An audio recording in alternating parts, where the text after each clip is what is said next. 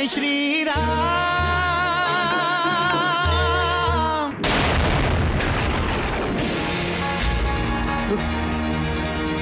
राम को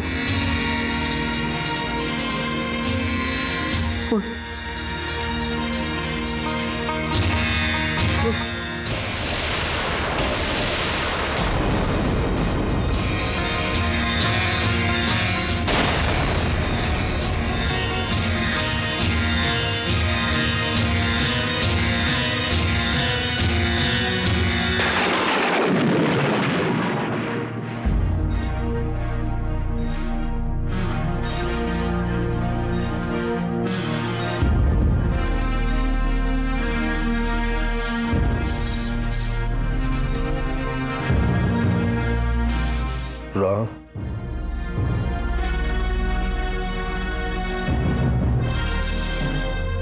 राम कहाँ है? राम कहाँ है ये नहीं जानती महाराज,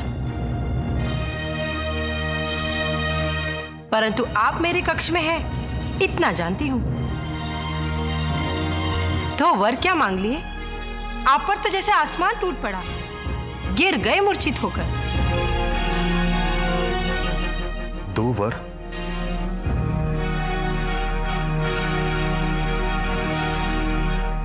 क्या कही? कदाचित तुम नहीं जानती प्रिय कि तुमने क्या मांगा है। मैंने मांगा और मैं ही नहीं जानती?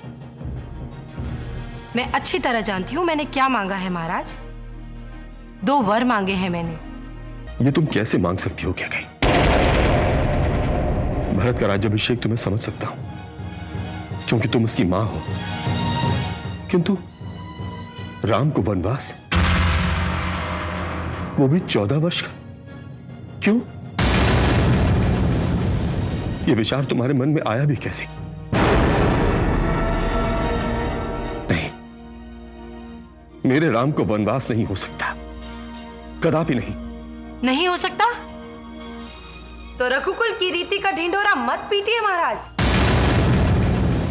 मत कहिए कि आप रघुवंशी हैं।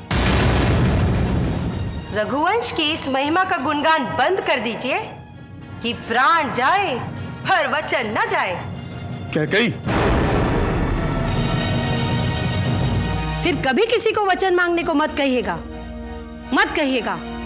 वर मांगो, मांगो, जो मांगोगे अयोध्यापति दशरथ तुम्हें देगा, क्योंकि आप अपना वचन पूरा नहीं करेंगे, और जब रघुकुल का राजा अपना वचन भंग करेगा तो उसकी अपकीर्ति होगी।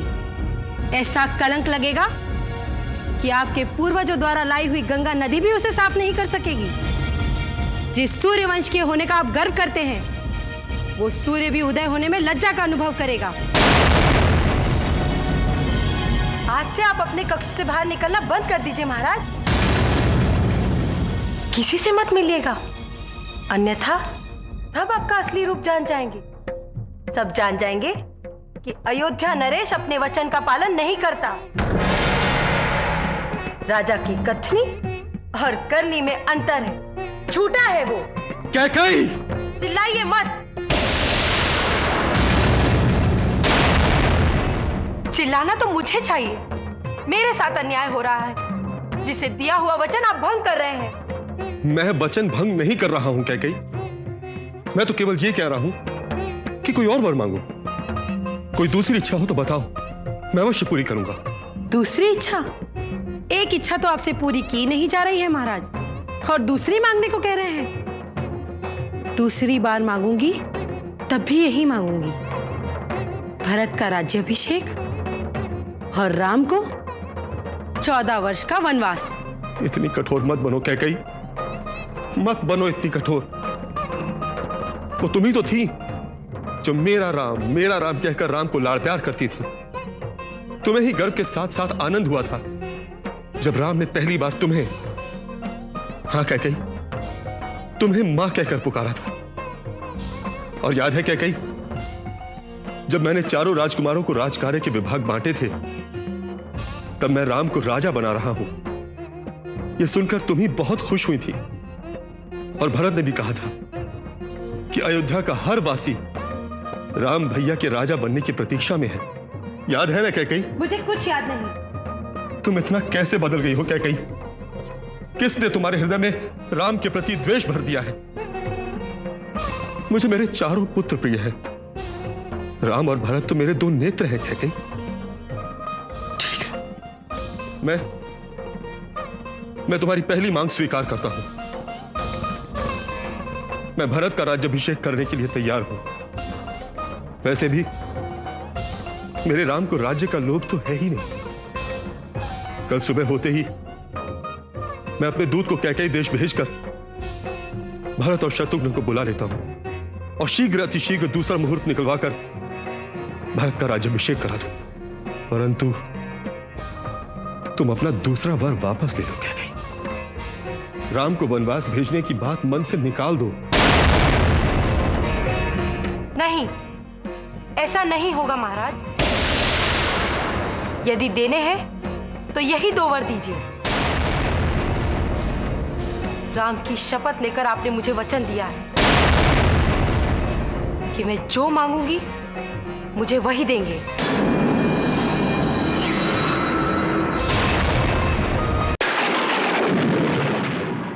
जानती हो कैकेयी, ये मेरी मूर्खता थी।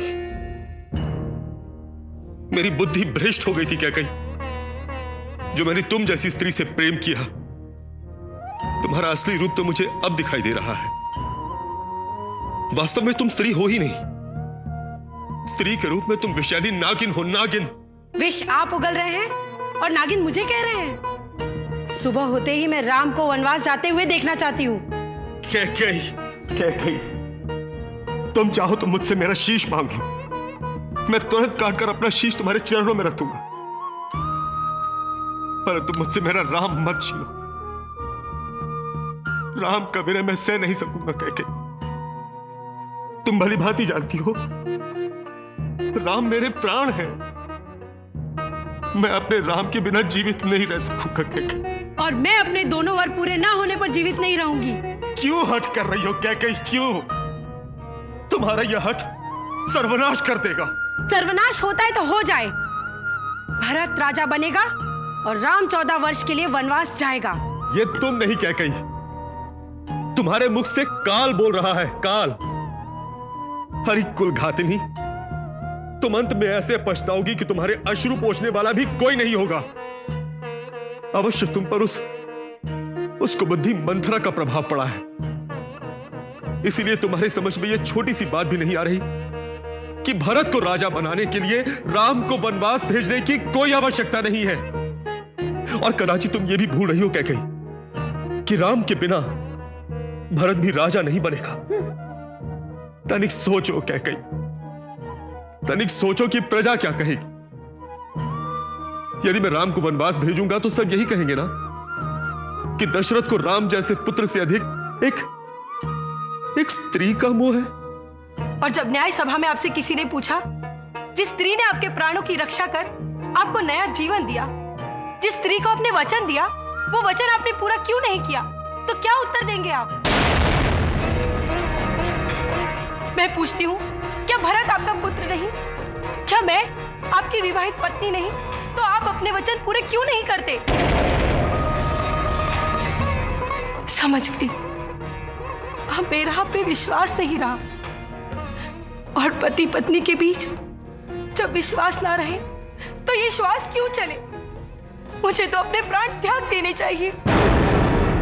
कैकेयी, महाराज, यदि आपने मेरे वर पूरे नहीं किए तो याद रखिएगा, मैं अपने प्राण त्याग दूंगी। राम का राज्याभिषेक देखने से तो अच्छा है मेरी आंखें सदा के लिए बंद हो जाएं।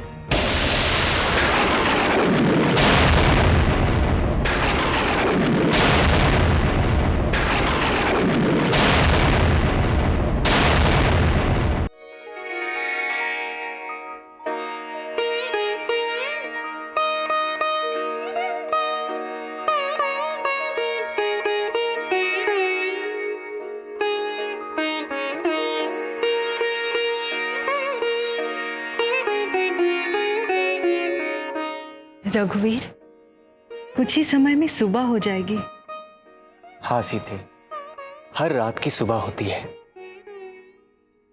परंतु ये रात बहुत लंबी है, ऐसा नहीं प्रतीत हो रहा है आपको? हम जब किसी प्रतीक्षा में होते हैं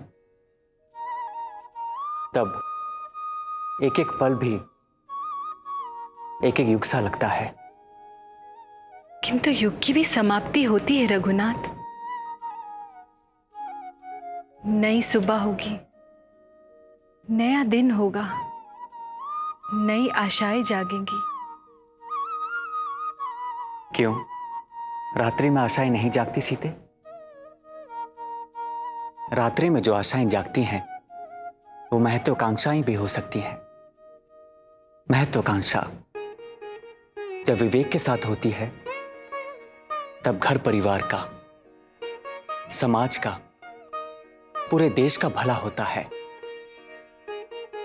और जब महत्वाकांक्षा अविवेक के साथ होती है तो सबका बुरा ही बुरा होता है,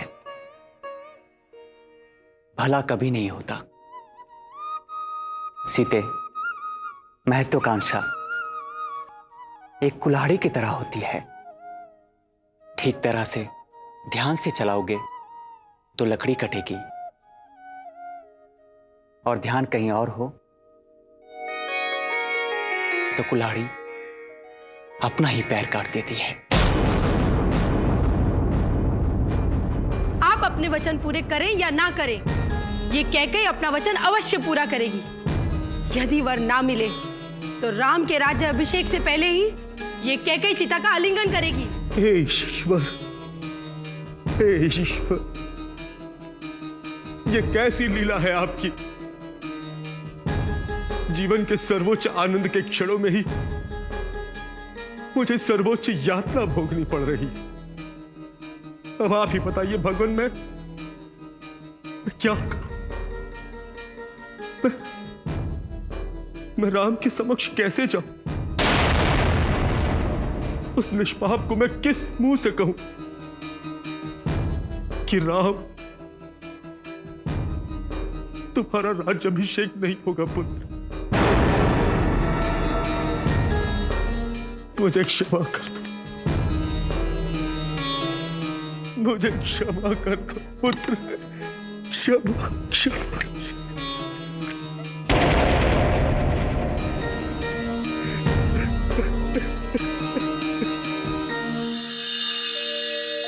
रघुनंदन, राजा बनने के बाद आपको क्या क्या करना होगा, कुछ सोचा है आपने? राजा बनने के बाद सोचूंगा। राजा बनने में केवल पौ फटना ही शेष है। पौ फटी तो नहीं है। जब सुबह होगी तब सब कुछ स्पष्ट हो जाएगा। हाँ, सब कुछ साफ दिखाई देगा।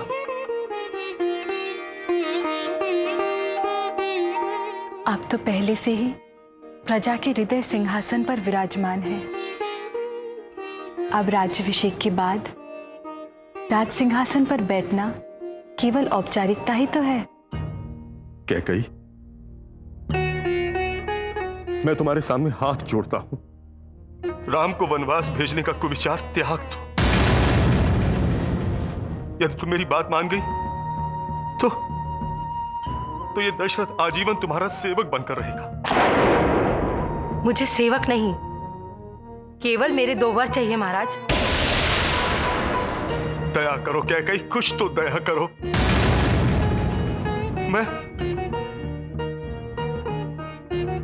मैं तुम्हारे पांव पड़ता हूं कैकेयी। आप तो बच्चों की तरह बिलख रहे हैं महाराज। यदि मेरे वर पूरे नहीं करने हैं तो मत कीजिए, चाहिए मेरे अंतिम संस्कार की तैयारी कीजिए। ऐसा मत कहो कैकेयी, ऐसा मत कहो। तो फिर उठिए महाराज, किसी भी पल सूर्योदय होने वाला है।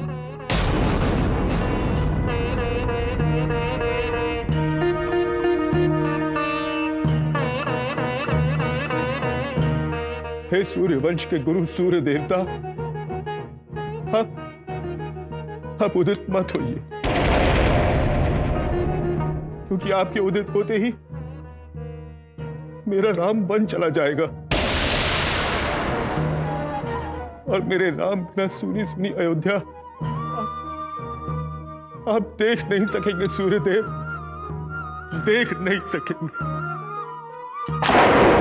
आप एक वीर पुरुष हैं और एक का पुरुष की भांति आंसू बहाते जमीन पर पड़े हैं। उठिए महाराज, अपने आसन पर बैठिए।